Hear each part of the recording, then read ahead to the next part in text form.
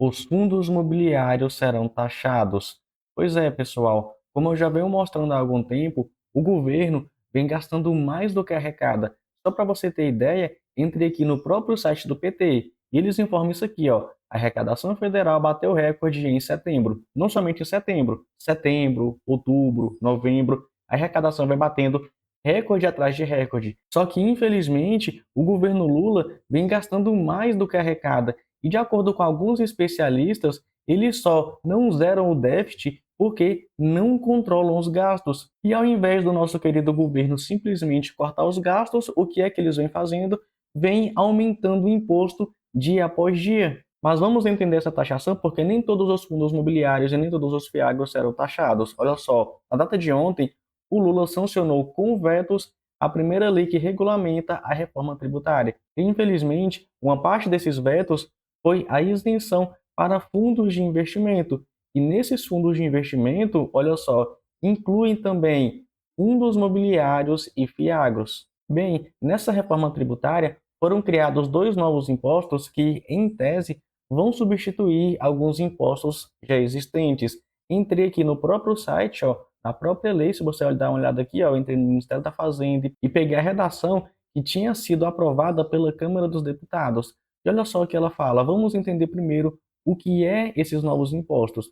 No seu artigo 1º, ele coloca, ó, ficam instituídos o Imposto sobre Bens e Serviços, o IBS, de competência compartilhada, aí mostra algumas coisas, e também a Contribuição Social sobre Bens e Serviços, o CBS, e também algumas questões aqui burocráticas.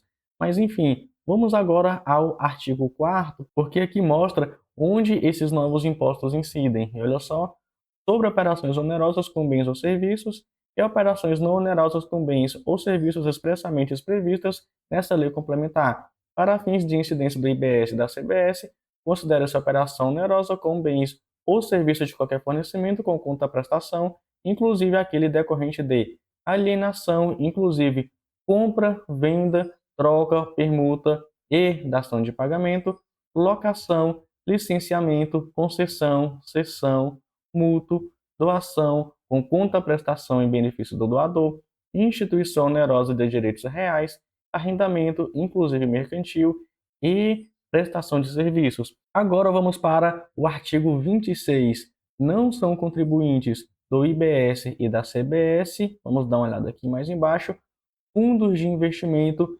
incluindo os fundos imobiliários e também os fiagros. Mas por que o governo Lula voltou atrás dessa isenção?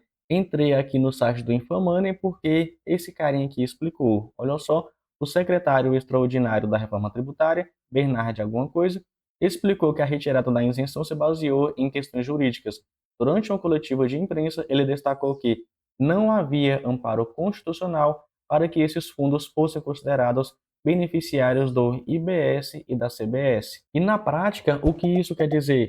Que os rendimentos continuam isentos. A gente não vai pagar imposto de renda sobre os rendimentos, mas o fundo imobiliário que presta algum tipo de serviço, vou dar um exemplo aqui bem claro para você entender. Digamos que aquele fundo imobiliário tenha uma sociedade de propósito específico, ou desenvolve imóveis, esse tipo de coisa. Eles vão ter que pagar imposto nessa parte da operação. Então acaba que os fundos imobiliários que mexem com isso vão reduzir a sua receita e acaba, logicamente, reduzindo os seus rendimentos. Vou dar alguns exemplos. PGHF11, ele possui uma parte de sociedades de propósito específico. Torre 11, ele possui uma parte de desenvolvimento de resorts, que pega aproximadamente 20%. MXRF11, ele pega uma parte de permutas financeiras, que é basicamente um projeto de você construir alguma coisa para depois vender, acaba sendo considerado como serviços. Tegar 11, que é basicamente um fundo imobiliário de desenvolvimento, esse tipo de fundo vai ser o que mais vai ser impactado, não somente ele, como o MFI 11. Eu peguei essa notícia aqui, está bem ultrapassada de 2022, só para você ver que um fundo imobiliário, mesmo que seja de desenvolvimento, ele pode comprar participação em sociedade de propósito específico, que também vai ser tributada. E só para ninguém ficar falando coisa, eu sou totalmente contra aumentar qualquer tipo de imposto, porque a gente paga impostos abusivos, a gente paga muito imposto e a gente não vê retorno na saúde, a gente não vê retorno na educação, a gente simplesmente não vê retorno, porque na minha cidade, por exemplo, falta infraestrutura e a gente vem pagando imposto em cima de imposto, imposto todo mês vem aumentando. Mas enfim, essa luta, pelo visto, ainda não acabou, porque os vetos voltam ao Congresso e podem derrubá-los. Então, pode ser que esses vetos acabem sendo derrubados pelo Congresso e passe a valer essa isenção para os fundos imobiliários e também para os fiagros. Enquanto isso, vamos manter a calma. Muita gente deve começar a vender seus fundos imobiliários, deve começar a vender seus fiagros quando eles souberem dessa notícia, quando os influenciadores começarem a falar desse tipo aqui de notícia. Então, vamos manter a calma para você não sair no prejuízo. Vamos esperar ver o que o Congresso vai fazer, até porque, se eu não me engano, essas reformas fiscais assim só podem valer no ano seguinte. Como a gente está em 2025, acredito que só vai valer a partir de 2026. Vamos ver se até lá o Congresso vai derrubar esse veto. Bem, era isso o vídeo de hoje. Infelizmente, é uma notícia ruim para nós, porque vários fundos imobiliários mexem com sociedade de propósito específico, com permutas, enfim, acredito eu, para aumentar a rentabilidade do cotista, e pelo visto vai ser tributado, acredito eu que muitos fundos imobiliários vão parar de mexer com esse tipo de ativo. Bem, fico por aqui, nos vemos então no próximo vídeo.